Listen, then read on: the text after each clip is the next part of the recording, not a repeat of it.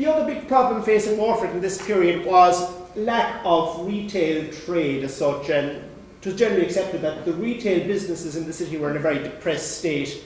In the Waterford Chronicle of 1841, that sort of question was posed in an editorial, and they sort of contrasted the fact that Waterford had a huge export trade, but it didn't seem to be filtering down to the ordinary people on one hand, and also to retailers on the other. So scarcely any internal trade or custom for our shopkeepers. Again, they described the various amenities Waterford had. The finest river in Europe, immense exports, enormous revenue, people industrious, but lack of trade. So this lack of trade was a constant theme running through a lot of the 19th century reports on the city, especially the local papers. Again, take another quote there from this period. This is actually in the report that was later to be published on the establishment of this first city square shopping centre or market square. Again, it was an aspiration in one way that the humblest labourer will resort to the market and purchase a bit of fresh meat for at least his Sabbath day's dinner, as in England. So the hope was that if proper retail facilities were provided, that the labouring classes, as they were called, or the humblest labourer, might be induced to spend some of his meagre earnings in buying some meat, perhaps, at least perhaps one day a week. And again, it went on to say that if the labouring classes in Waterford were customers to the butchers for meat to 1/4 of the amount they are accustomed to misspend on whisky, again, that was another sort of common theme during this period, that the labourers and such, and the labouring classes, the working class, tended to drink quite a lot, which I suppose was very true. But that was sort of the rationale behind the notion of building a retail centre, a purpose-built retail centre. There was also the problem of street trading. During this period, again, we're talking about the 1820s, 30s, 40s, you had roughly about 400 illegal stalls in the streets. Most of the city streets were blocked almost totally on both sides. But at the same time, it was estimated that there were 200 derelict shops in Waterford City. So that was one case that came up in 1845, women prosecuted. Again, they were causing a public nuisance, to wit, obstructing the Queen's Highway at Little Patrick Street and causing noxious smells. And again, they were selling fish. And it was a constant battle with these illegal traders blocking the main streets. So, again, the idea was that if you had a new sort of market area, it would sort of eliminate all this problem. The result was a general meeting in the town hall in November 1841. And as a result of that meeting, they established a committee to consider the whole entire retail trade in the city.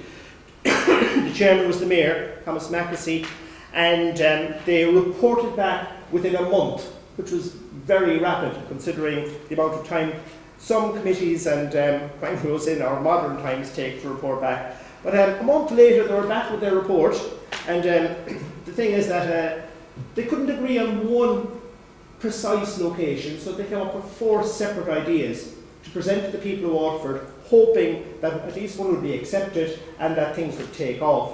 Now, the other thing to take note of here at this stage is in November 1841, it was the very last gasp of the old corporation.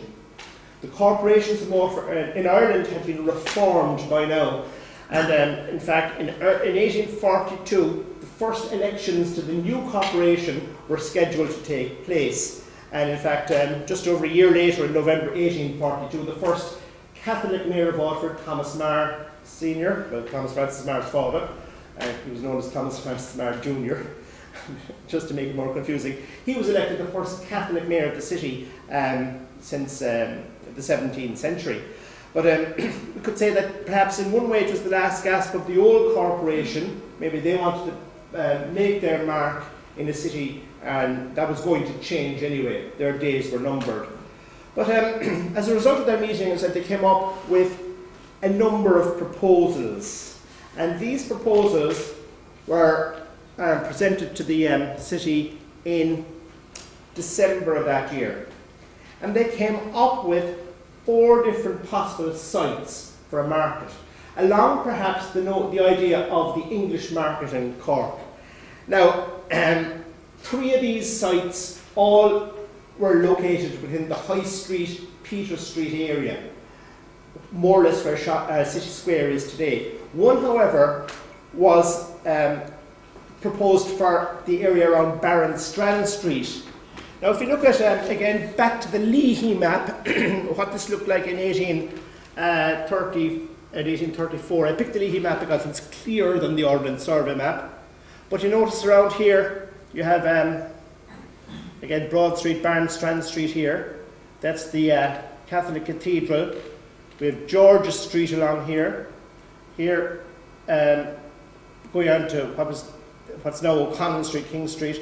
But you notice here, in the middle of the street, you have 2 big blocks of buildings, blocks of houses, dating from medieval times.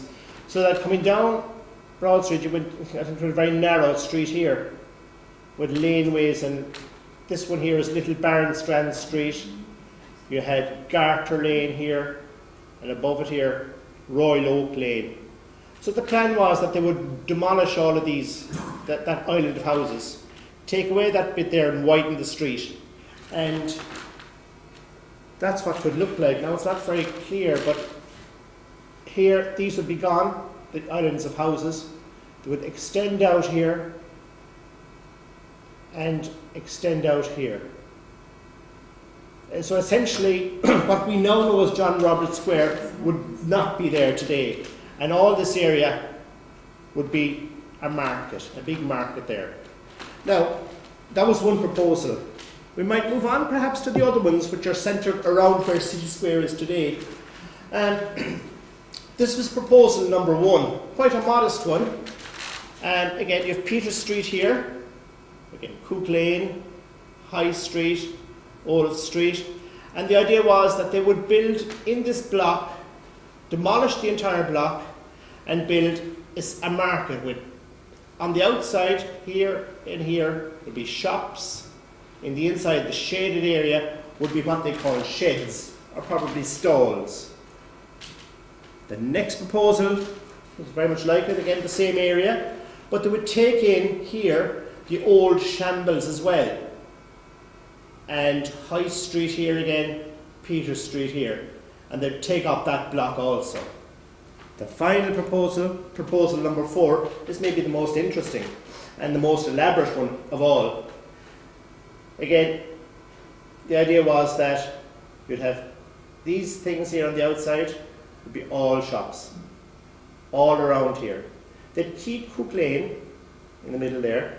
They'd put the shops around here, and then the inside you'd have market sheds. So in proposal number 4, this one, as I said, it was